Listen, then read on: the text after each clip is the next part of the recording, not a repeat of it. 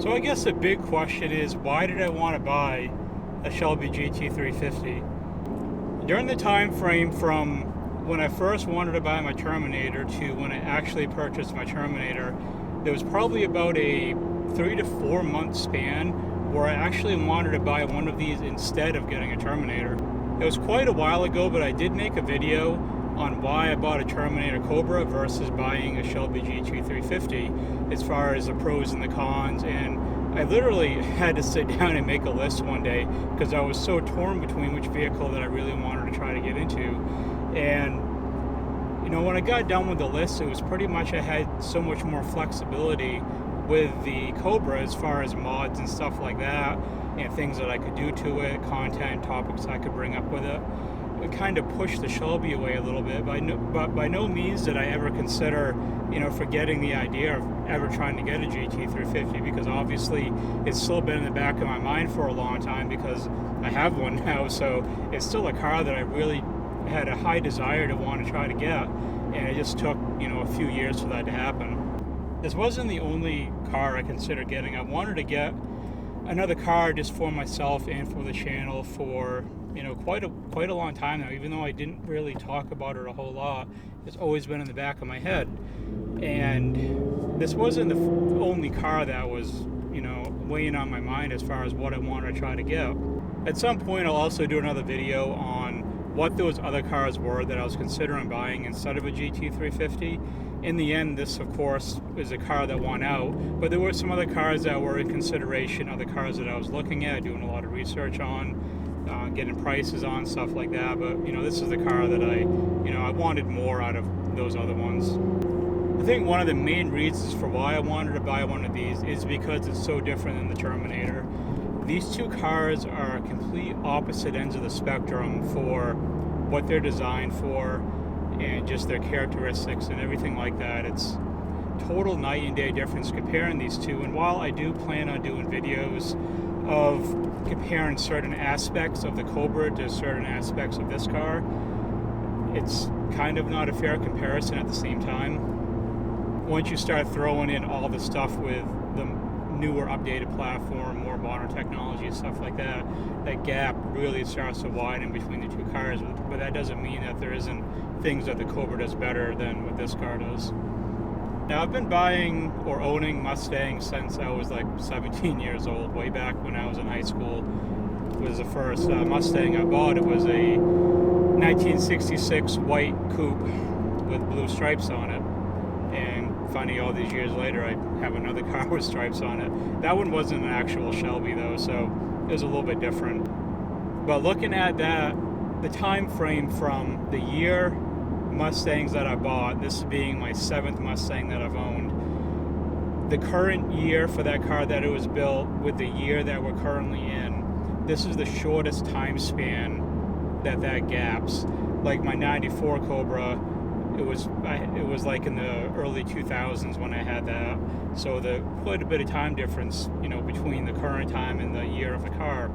This of course is a 2017 and it's 2023, so the car is relatively new and modern. And I think what really happened was why I wanted to get something more new, modern, and updated was surprisingly because of my Bronco. When I bought that, I went all out with that as far as bells, whistles, technology. I got the highest packages for technology that I could get for it. I got all kinds of, added stuff to it other than just, getting a base model.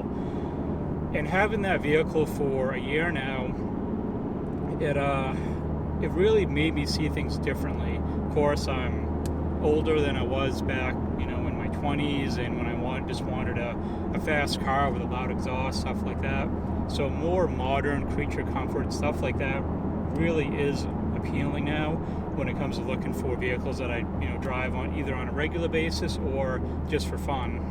The S550 platform is by far so much better than the platform that the new Edge is on. It's at such a time span of technology and improvements that Ford has done in that time frame that it's quite a big jump from my 2004 Cobra to driving this.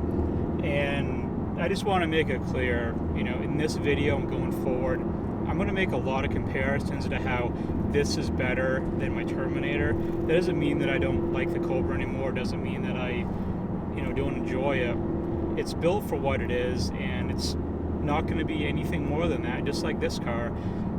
The Cobra is all out brutal down low power, and it hits so incredibly hard compared to this, where if you're below 3,000 RPMs, it doesn't have much of anything. That's not what it was designed for.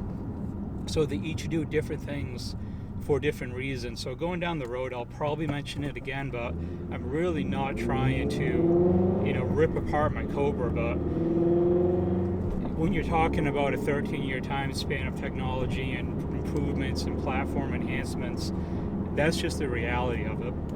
And so far, with a short time that I've had this, I mean, it's not even summer yet. It's still pretty, you know, cold here.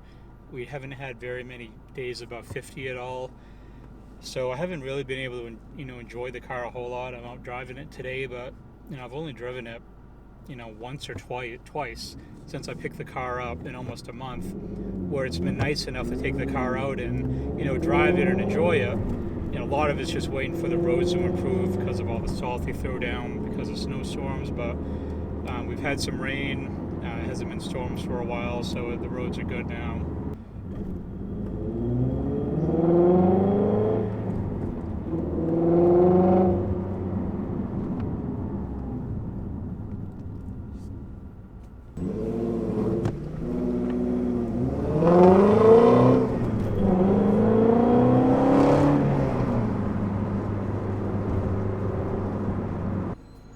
Like I said earlier, this is the least age one that I've had as far as the current year to the model year. And it's really nice having all these nice enhancements and creature comforts in the car, the way it handles, the way it drives. And this is like, you know, way above what just the regular S550 GT is, being the Shelby GT350. It handles awesome. You know, I'll get into more of that. This really isn't the review video. This is more of just why I bought it.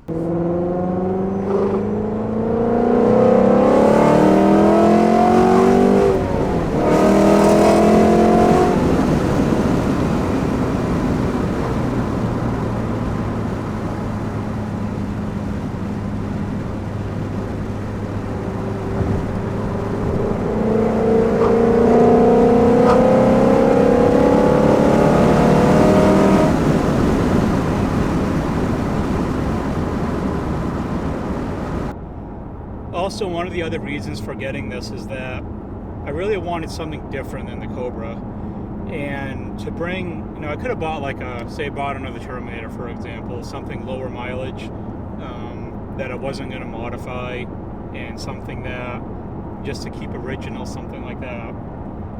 It really wouldn't have added any variety to the channel at all. It would have been the same car that I already have.